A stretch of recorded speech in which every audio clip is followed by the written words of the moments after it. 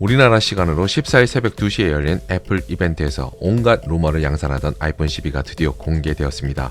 이번 행사의 최대 관전 포인트는 전 모델의 5G화였다고 생각되는데요.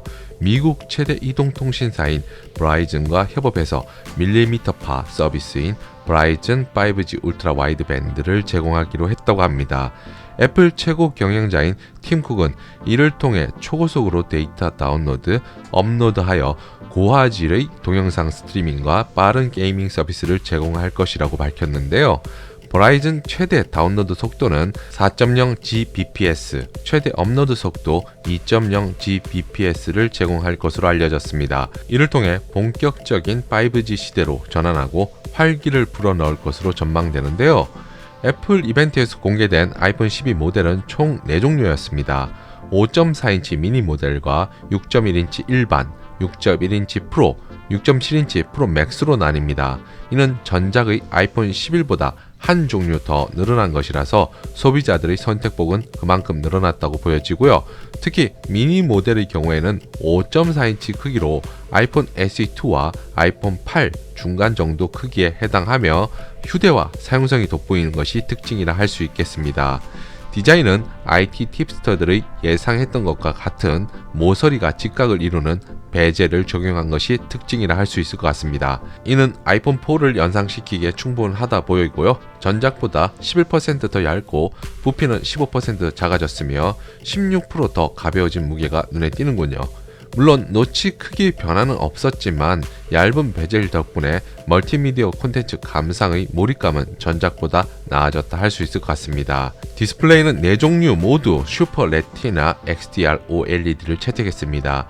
아이폰 12 일반 모델은 2532/1170 460ppi 해상도를 지녔고 HDR 환경에서는 최대 1200니트 밝기를 제공한다고 합니다. 미니는 2340/1080 476ppi 해상도이며 프로는 2532/1170 460ppi, 프로 맥스는 2778/1284 458ppi 해상도를 지녔습니다. 전면 디스플레이의 경우에는 나노 세라믹을 적용한 세라믹 쉴드를 장착해서 다른 스마트폰과 비교해 충격에 대한 내구성을 높였습니다. 자주 폰을 떨어뜨리는 분들이라면 반길 만한 소식이 될 것 같고요. 하지만 120Hz 화면 주사율에 대한 이야기는 없었습니다. 이 부분은 너무 아쉬움으로 남는군요. 다음으로 아이폰 12 카메라는 프로 라이럼의 경우에는 트리플, 일반과 미니는 듀얼 렌즈를 적용했습니다. 후면 렌즈의 개수만 봐도 어떤 모델을 사용하고 있는지 대략적으로 알 수 있을 것 같고요. 개인적으로는 계급장 같은 느낌도 들었습니다.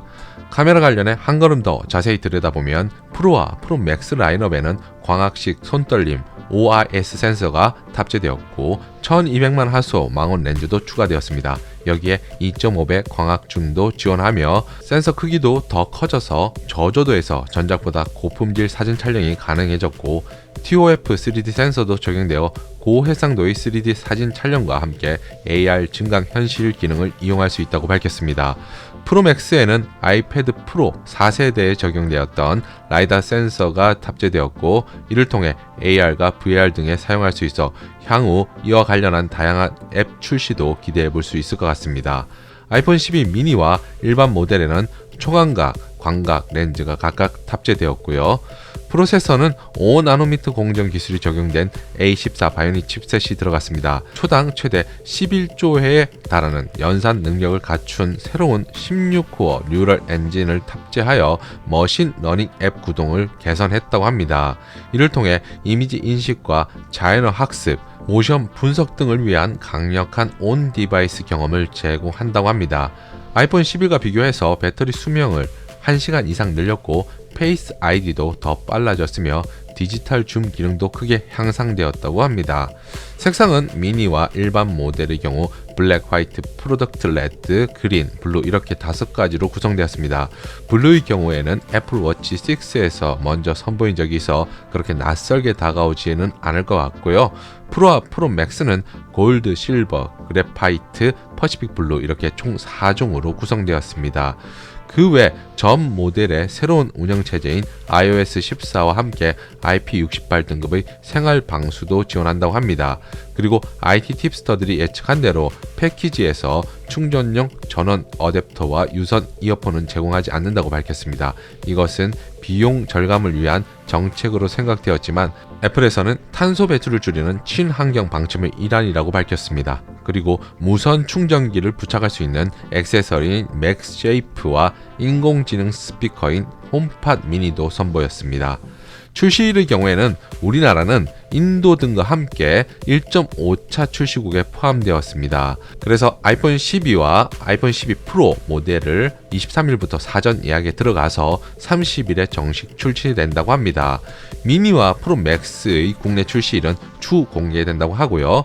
가격의 경우에는 64GB 용량의 아이폰 12 미니가 95만원, 아이폰 12 일반 모델이 109만원, 128GB 용량의 프로 모델이 135만원, 프로 맥스가 149만원으로 책정되었습니다. 여기서 사전 예약의 경우에는 폰디다스에서 신청할 수 있는데요.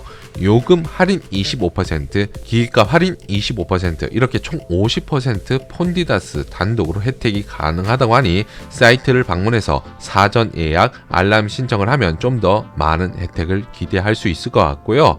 오늘 애플 이벤트를 총평하면 생각보다 임팩트는 크지 않았던 것 같습니다. 무엇보다 120Hz의 화면 주사위를 기대했던 본인에게는 아쉬움으로 남았던 것 같은데요. 이미 우리나라에서 익숙한 단어인 5G가 집중적으로 조명되었던 게 감동의 크기를 조금은 약화시켰던 게 아닌가 싶습니다. 국내 가격 역시 높게 책정되어 아쉬움을 더했는데요.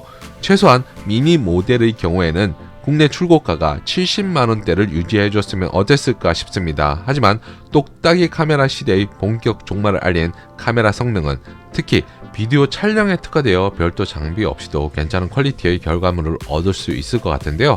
가격대가 높긴 하지만 저는 카메라 성능이 궁금해서라도 6.1인치 크기의 프로 모델에 관심이 가더라고요.